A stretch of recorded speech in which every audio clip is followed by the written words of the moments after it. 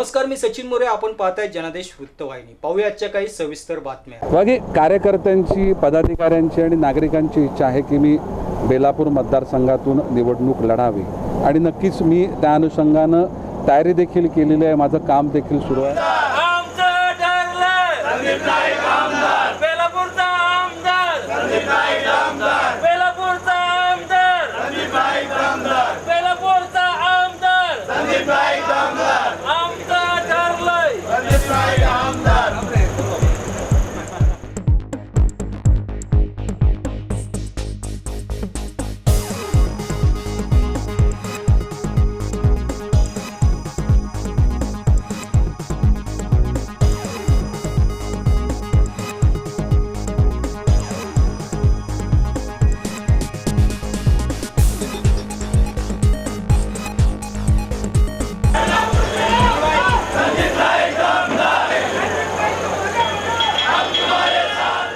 ऐकलं ना आपण? बेलापूरचा आमदार संदीप नाईक दमदार अशा आसमंत घोषणांनी संपूर्ण बेलापूर विधानसभा क्षेत्र दुमदुमून निघाले आहे.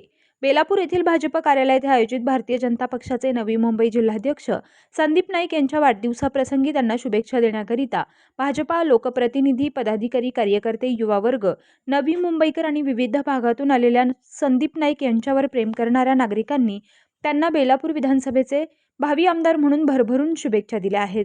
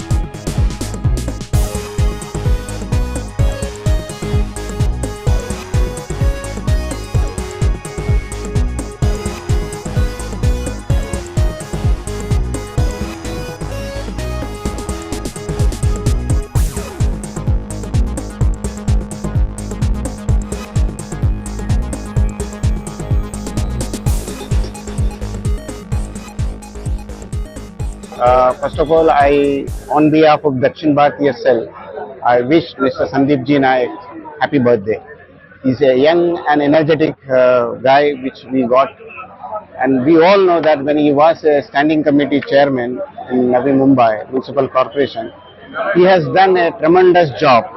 He has really given a breath to entire citizen, especially in Navi Mumbai. Now, my personal request to him that he is energetic. We need an energetic leader in Belapur area.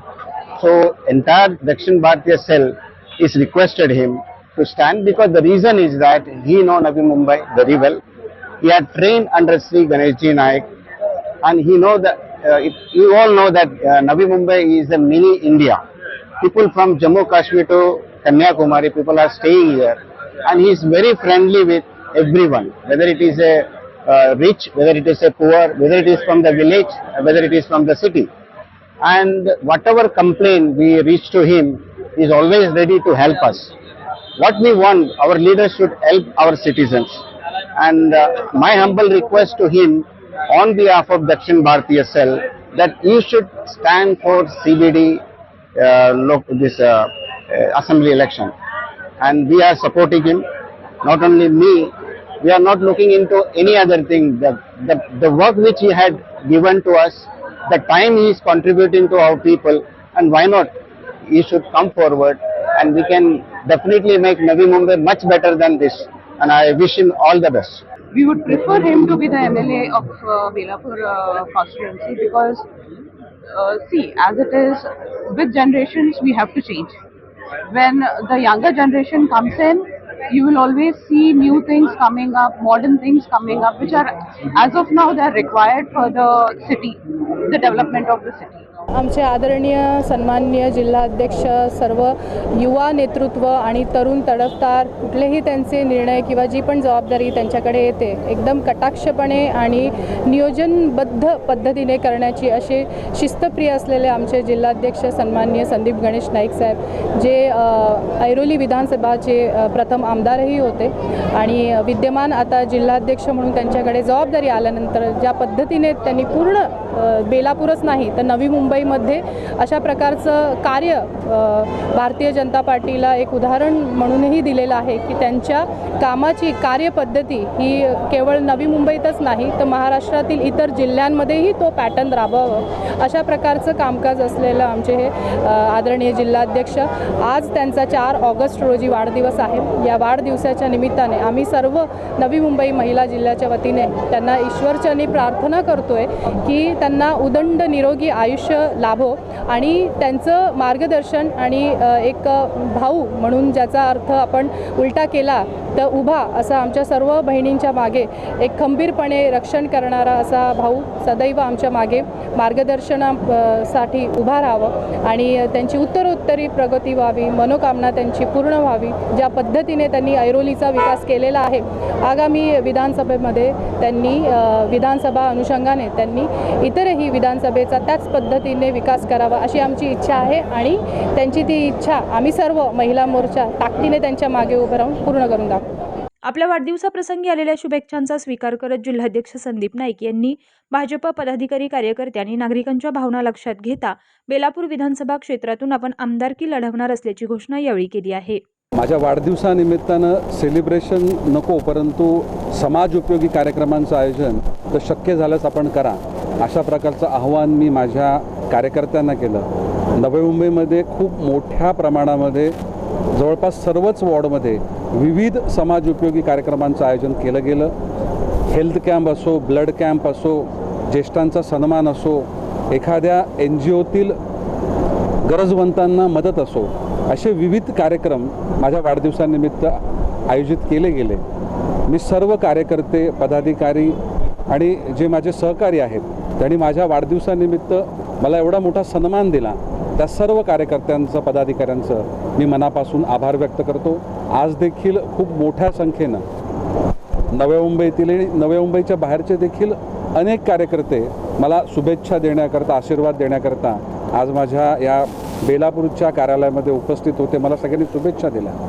नक्कीच या शुभेच्छा आहेत आणि तेवढ्याच या सर्वांच्या अपेक्षा देखील आहेत. ह्यांच्या माध्यमातून मला मिळालेली सकारात्मक ऊर्जा, आशीर्वाद, शुभेच्छा हे नक्कीच माझ्या येणाऱ्या काळामध्ये एक चांगलं काम करण्याकरता, सामाजिक कार्य करण्याकरता एक नक्कीच मला शक्ती प्रदान करेल असा माझा विश्वास. कार्यकर्त्यांची, पदाधिकाऱ्यांची आणि नागरिकांची इच्छा आहे की मी बेलापूर मतदारसंघातून निवडणूक लढावी आणि नक्कीच मी त्या अनुषंगानं तयारी देखील केलेली आहे. माझं काम देखील सुरू आहे. ह्या गोष्टीचा जो निर्णय असतो तो पक्षश्रेष्ठी करत असतात आणि नक्कीच एक न्यायिक भूमिका, एक न्यायिक निर्णय हा नक्कीच या विधानसभेच्या अनुषंगानं, माझ्या अनुषंगानं पक्ष घेईल असा माझा विश्वास आहे. कॅमेरामन इक्बाल शेखसह पल्लवी केदार, जनादेश वृत्तवाहिनीकरिता.